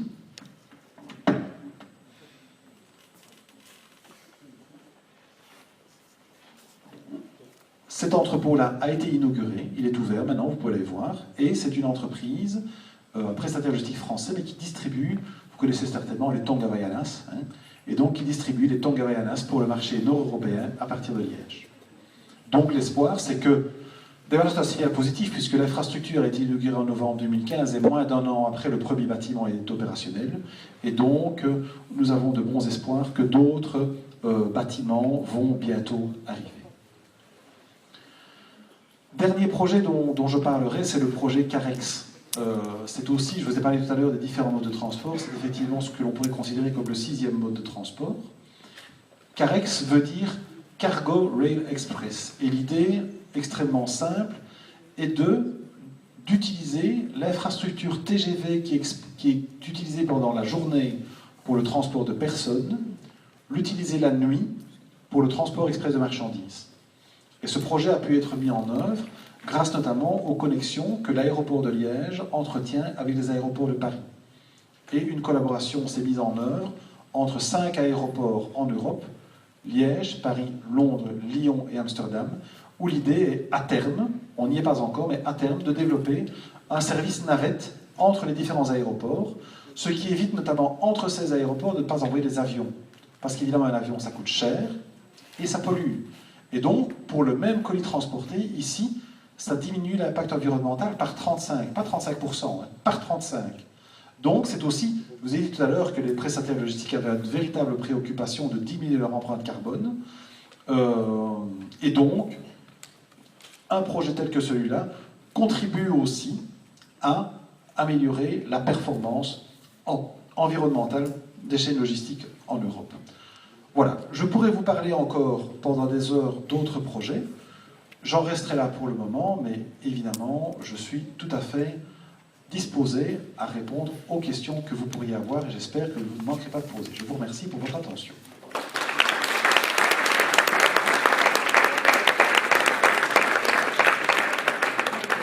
Alors, qui va poser la deuxième question? On va laisser tomber la première parce que c'est toujours qui fait flipper, mais qui va poser la deuxième question? Bien, Jean-Marc, tu veux peut-être poser une question? Je t'en prie, vas-y. En fait, c'était par rapport au projet de de savoir si la Wallonie, par exemple, donnait des subsides ou des choses comme ça pour des entrepreneurs qui voudraient se lancer dans ce genre de secteur. Alors oui, il y a toujours en Wallonie, il y a toujours une série d'incentives qui sont disponibles pour les entreprises qui veulent s'établir. Mais les incentives sont différenciés en fonction des régions et en fait dépendent de fonds européens. Ça veut donc dire que la logique d'intervention est que certaines régions sont plus en retard de développement que d'autres. Et que donc, pour pouvoir stimuler le développement dans ces régions-là, on donne plus d'incentives. Alors le maximum que l'on peut encore avoir en Wallonie, c'est dans certaines communes du Hainaut, je ne sais pas si c'est tout le Hainaut, mais certaines communes du Hainaut, où un investisseur peut avoir jusqu'à 30% de son investissement sous forme de subside. Là, c'est encore possible en région liégeoise, dans certaines communes de la région liégeoise, donc pas toute la province de Liège, où l'investisseur peut avoir jusqu'à 15% sur son investissement. Maintenant, je pense que l'incentive, je pense que c'est un très mauvais message de se vendre à l'étranger en disant « venez chez nous, on a le subside ». Je pense que c'est un message qu'il ne faut pas donner. Pourquoi? Parce que ça veut dire on a la gale et on n'ose pas vous le dire. Tu vois? Donc je pense vraiment que l'incentive doit être vu vraiment comme la cerise sur le gâteau. Comme dire, écoutez, on est les meilleurs, on va vous accueillir dans les meilleures conditions, et on top of that, on vous met la cerise sur la crème fraîche, en plus, vous pouvez avoir un peu de pognon. Mais je pense que, et à ce niveau-là, on a beaucoup évolué aussi ces derniers temps dans la communication, et notamment dans la communication de la WEX, où on ne met plus les subsides comme le premier argument d'attraction. Parce que avoir des subsides, ça a toujours été suspect. Vous ne pensez pas qu'avoir séparé le commerce extérieur en deux, la Flandre et la Wallonie, ça pose problème à l'extérieur, comme la Chine, vous dites, ou la Wallonie, bah, ça n'existe pas. Et donc la logistique, Liège, Anvers... Je ne sais pas si tout le monde a compris la question. Et donc l'idée, c'est de savoir si ça ne pose pas de problème que le commerce extérieur, que la promotion du commerce extérieur soit séparée entre la Wallonie et la Flandre, et que finalement on se fait concurrence entre nous, globalement. Ma réponse est oui. Bien sûr que ça pose un problème, bien évidemment. Parce que qu'est-ce que l'on fait à ce niveau-là? Alors on essaie de corriger ça. Lorsqu'on était en Chine, je pourrais montrer les photos de notre stade où on est allé passer, il y a des drapeaux belges partout. On veut dire le coq wallon, tout le monde s'en fout complètement. Hein. Donc c'est des drapeaux belges parce que personne ne connaît la Wallonie, tout le monde connaît la Belgique. Mais oui, c'est des petits poètes, oui, tout à fait, c'est encore beaucoup plus emblématique. Mais vraiment, si, pour moi c'est un véritable problème. Et ce qui me choque, j'étais hier dans un autre colloque où on m'avait invité à prendre la parole, justement, est-ce que la Belgique est encore une plaque logistique attirante? Oui, bien sûr, elle l'est encore. Mais le problème, c'est que notre complexité administrative et politique fait que c'est compliqué, c'est simplement compliqué de venir et de trouver son chemin dans le dédale administratif, et notamment dans la promotion du commerce extérieur. Alors heureusement, les équipes qui sont en place à l'étranger sont relativement intelligentes et savent aussi jouer de cette ambiguïté entre Wallonie et Belgique. Donc, souvent les attachés économiques et commerciaux sont localisés dans un consulat belge, dans des ambassades belges. Donc, et aussi, soit l'attaché économique flamand ou l'attaché économique wallon, quand il y en a un des deux régions dans la même ville, globalement, ils parviennent à travailler ensemble. Et aussi, il y a des attachés qui travaillent pour les deux régions. Mais fondamentalement, avoir régionalisé le commerce extérieur est fondamentalement une connerie monumentale. Par contre, il faut reconnaître une chose, c'est que j'entends beaucoup de commentaires sur le FIT, donc le Flanders Investment and Trade, qui est l'organe de promotion du commerce extérieur flamand, et moi j'ai beaucoup de contacts avec la WEX. Alors, on n'est pas au pays des bisounours, rien n'est idéal, mais la WEX est globalement une organisation qui fonctionne bien, voire très bien, avec beaucoup de gens qui sont très dynamiques, qui sont très dédicacés à leur boulot, et j'entends beaucoup de critiques négatives sur le FIT, où justement, ma collègue, donc nous avons une organisation sœur en Flandre qui s'appelle le Vlaams Instituut voor de Logistiek, et qui me dit, qui découvre hier, lors d'une présentation du FIT, que le FIT a fait une nouvelle brochure de présentation de la logistique sur laquelle elle n'a pas du tout été consultée. Donc, voilà, on trouve son bonheur comme on peut, mais pour répondre à ta question de base, c'est une connerie d'avoir régionalisé le commerce extérieur. Question suivante. Quelle question? Pour des échanges. Mais c'est la même question que l'an dernier, moi je donne la réponse. Mais je pense qu'il faut revenir là-dessus. Très joli. C'est un très joli port. Que je dis pas. C'est un site donc exceptionnel, hein, c'était bien dit. Mais un peu avant, à gauche, il y a aussi un immense autre site, Chertal. Est-ce que ça ne pourrait pas être, à terme, un très joli. Très joli. Ah, triporder. Alors définitivement, la réponse est oui. Est-ce que ça ne pourrait pas le devenir? Bien évidemment. Puisque je vous ai montré Trilogy Port, donc... C'est un très joli port. Donc je vous remonte juste la photo pour vous faire une idée. C'est vrai que si vous allez 2 km plus bas, vous avez un site de Chertal. Je ne sais pas ceux qui sont de la région, Herstal, Visé, Oupey, Ward, tout ce qu'on connaît. Il y a un site de Chertal. Mais je vous ai parlé tout à l'heure des syndicats. Encore une fois, je suis prudent parce que je n'ai pas vraiment envie de passer pour un antisyndicaliste primaire. Mais il y a des fois, quand même, il y a des choses qui m'énervent vraiment sérieusement. Lorsque la phase à chaud, prenons le départ, lorsque ArcelorMittal a été racheté par Mittal, on s'est dit, génial, il va investir, etc. Ah ouais, rien du tout. Vu qu'il opère au niveau international, il a laissé croire à un moment qu'on allait relancer la phase à chaud, et puis finalement, on a tout arrêté. Mais les syndicats ont arraché, comme une victoire héroïque, la mise sous cocon du site de Chertal. Donc ça veut dire que les syndicats sont parvenus à faire en sorte que pendant 5 ans, on ne touche pas au site de Chertal. On ne sait jamais des fois que ça pourrait redémarrer. Ce qui est une connerie sans nom, puisque ça ne redémarrera jamais. Ça veut donc dire que pendant 5 ans, on a perdu, on est en train de perdre pour le moment 5 ans, on est plus ou moins maintenant à 3 ans, on est en train de perdre 5 ans dans le processus de reconversion du site. Parce que non seulement le site ne redémarrera jamais, mais en plus maintenant, il est fréquenté par les voleurs de métaux. Donc autrement dit, il est en train d'être écharpé morceau par morceau par des gens malveillants qui viennent chercher la ferraille, et là, il y en a à profusion, pour pouvoir essayer de la revendre. Donc, quel est le message que je veux vous faire passer là-dedans? Je veux dire, ne prenez pas pour argent comptant tout ce que l'on dit dans la presse et les médias. Posez-vous la question, oui, qu'est-ce que ça a véritablement comme implication? Lorsque l'on prend une décision où on se dit, oui, les syndicats ont bien défendu les travailleurs, en fait, les syndicats n'ont pas du tout bien défendu les travailleurs. La seule chose qu'ils ont fait, c'est qu'ils ont essayé de donner du bois de rallonge pour faire croire à leurs affiliés qu'ils ont obtenu une victoire, mais en fait empêchent de travailler à reconversion pour essayer de redonner des jobs aux personnes qui ont perdu leur emploi. C'est ça la vérité. Et ça, c'est une chose qui me gêne. Mais donc, effectivement, et pour faire une analogie avec une autre chose que tu connais aussi, Jean-Marc, c'est l'analogie, c'est avec le port de Duisbourg.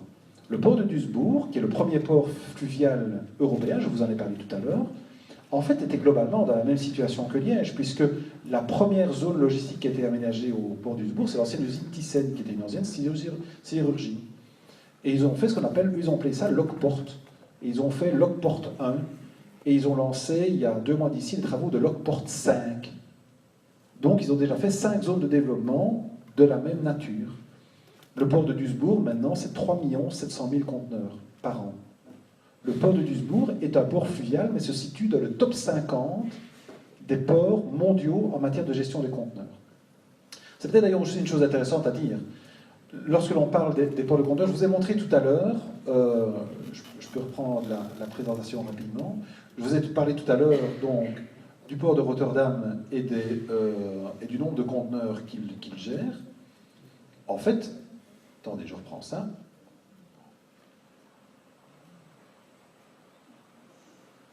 Voilà. Vous voyez, le port de Rotterdam est à 12,2 millions. Avec ça, on ports qui sont très importants. Ils sont 11e au niveau mondial. J'étais la semaine passée en Chine. J'étais à Shenzhen. Shenzhen est le 3e port conteneur mondial. Ils ont 23 millions de conteneurs par an. Le premier port est Shanghai, le 2e c'est Singapour et le 3e c'est Shenzhen. Donc autrement dit, pour le moment, c'est en Asie que ça se passe. Donc il y a des développements là-bas. Et alors, ce qui est assez intéressant, c'est de voir que, notamment par rapport à la Chine, enfin je fais un peu du coq à l'âne, mais j'enchaîne, c'est qu'ils ont des entreprises, j'ai pas dit tout à l'heure, des entreprises de transport express, qui sont susceptibles d'être plus grande que FedEx. Je prends un exemple, vous pouvez aller sur leur site, c'est l'entreprise YTO, YTO. Franchement, ça vaut la peine. Vous allez voir leur présentation corporate en anglais.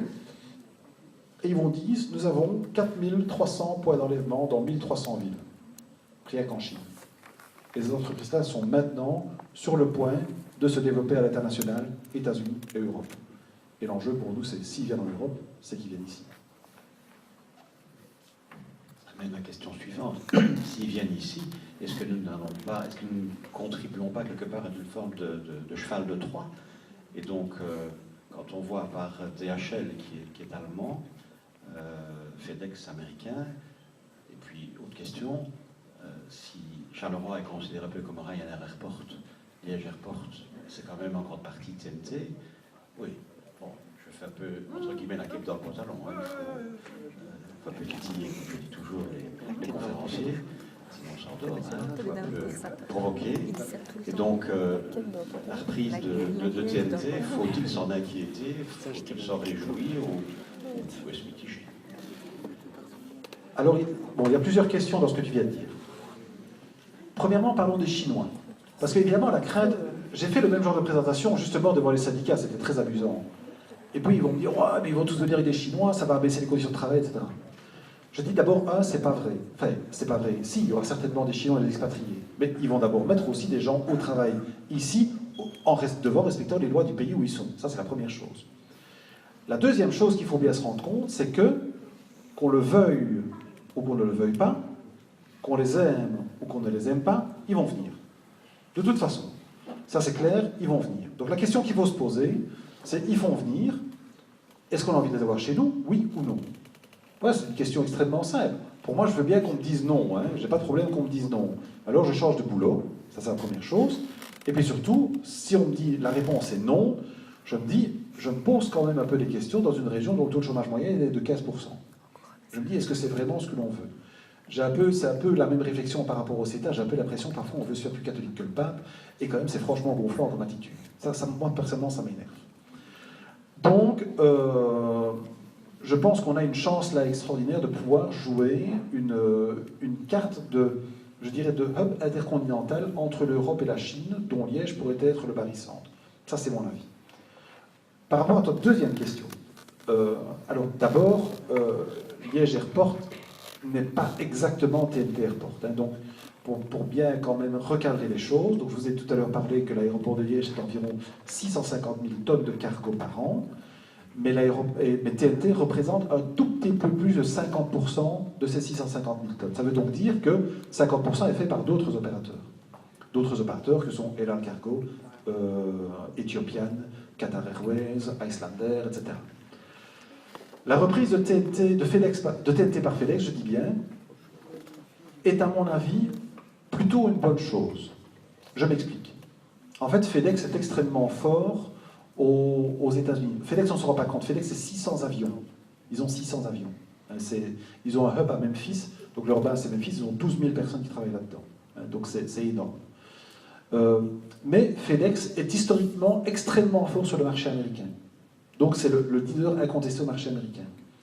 Et TNT était connu pour être extrêmement fort sur le marché européen, et notamment grâce à la qualité, non pas tellement de son réseau aérien, mais de son réseau routier.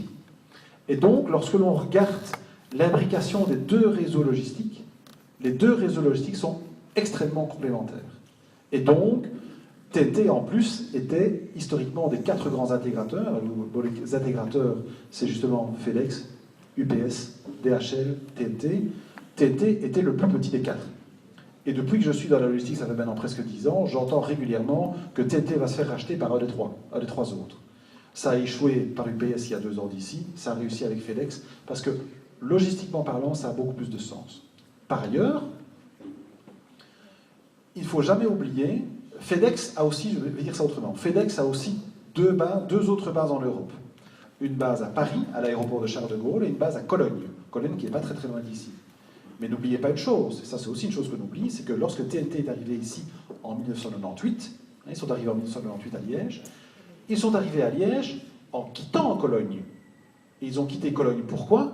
Parce qu'ils n'avaient plus de place d'extension. Et aussi avec des difficultés opérationnelles. L'aéroport de Cologne est fermé la nuit pour les vols passagers, encore ouvert la nuit pour les vols cargo. Mais de par la congestion et de par le fait que c'est aussi un aéroport passager relativement important, je vais régulièrement prendre l'avion à Cologne parce que je trouve que c'est un aéroport extrêmement pratique pour notamment toutes les connexions dans le monde germanique. Si on devait prendre tous les avions qui atterrissent à Liège pendant la nuit, ça représente plus ou moins 50 mouvements d'avions par nuit et 100 000 paquets traités dans le centre de TNT chaque jour, chaque nuit. Si on devait prendre tous les avions et les déplacer du jour au lendemain à Paris ou à Cologne, c'est pas possible. Il n'y a pas la place. Tout simplement, il n'y a pas la place. En outre, il faut savoir que TNT, avant la reprise, avait lancé un programme d'investissement de modernisation de son hub ici à Liège de 70 millions d'euros.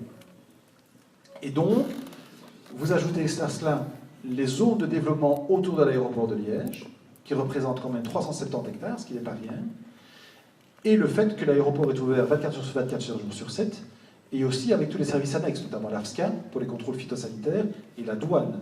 Donc quand un avion atterrit, la marchandise sort et on ne doit pas dire « attendez, le douanier arrive seulement à 7 h du matin ». Non, non, il y a le douanier qui est présent tout le temps.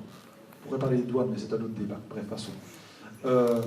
Donc, l'aéroport de Liège offre une série de facilités qui, à terme, pourraient permettre à FedEx de pouvoir construire aussi son développement aussi sur l'aéroport de Liège. Encore une fois, vous allez penser que je suis monomaniaque et obsessionnel, pour autant que les syndicats s'y trompent.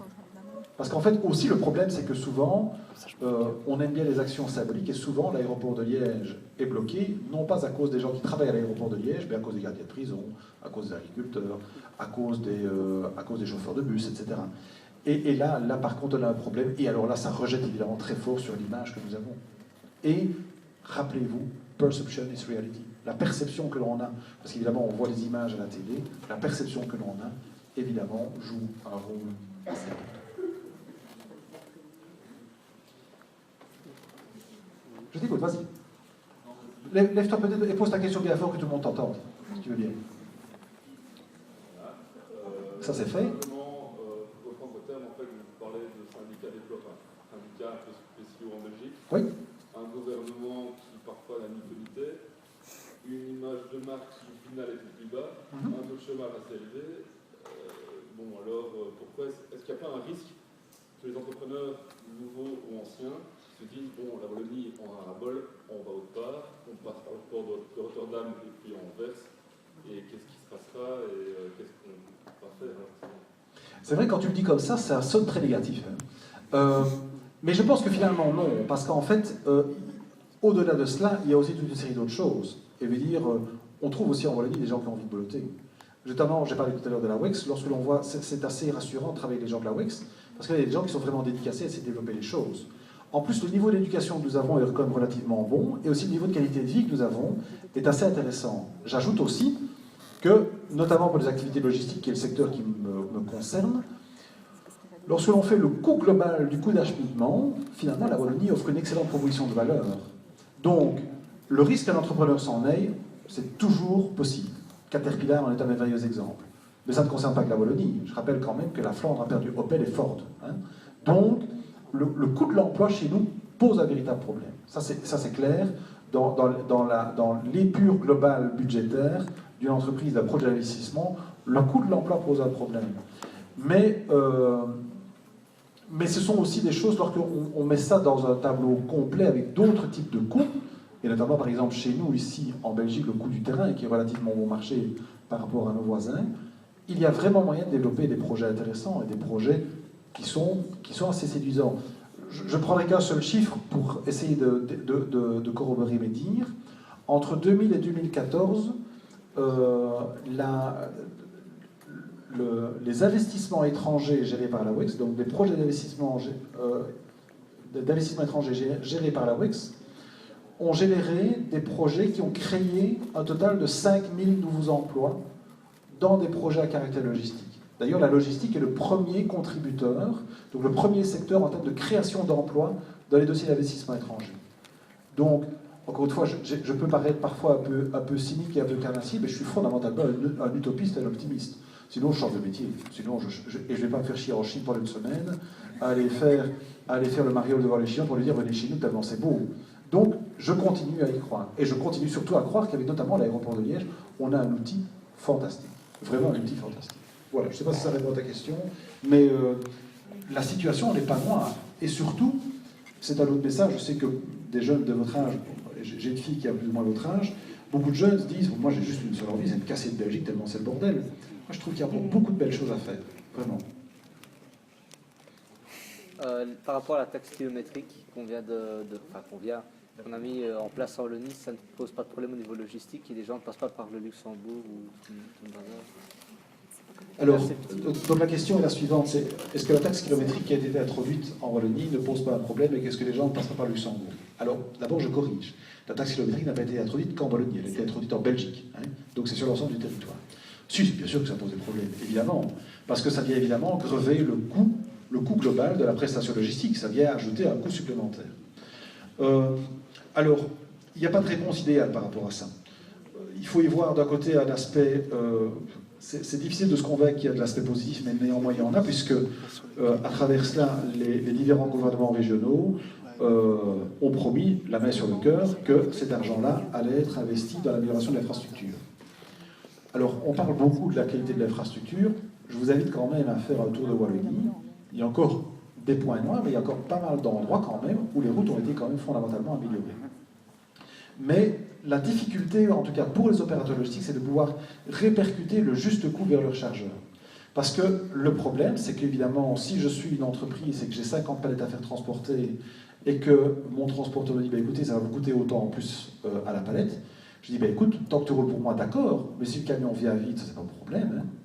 Donc, ça force aussi les opérateurs de transport à devoir réfléchir à une autre manière de réaliser leurs opérations, et notamment de réfléchir surtout à une optimisation de leur route, à une optimisation de leur processus de chargement, à une optimisation de leur route de distribution pour pouvoir essayer de diminuer l'impact de la taxe kilométrique. Mais oui, bien sûr, ça crée clairement un problème, d'autant plus que là, le désavantage pour la Wallonie, c'est qu'on a de longues distances entre les centres économiques. Il est clair que si vous allez du côté d'Arlon, vous traversez toutes les Ardennes, et toutes les Ardennes, il n'y a pas une entreprise le long de l'autoroute des Ardennes, et on arrive à peine à Sprimont, et là on a le premier centre économique. Donc c'est vrai que là, ça pose un problème, et ça crée un différentiel compétitif négatif, je trouve, pour la Wallonie.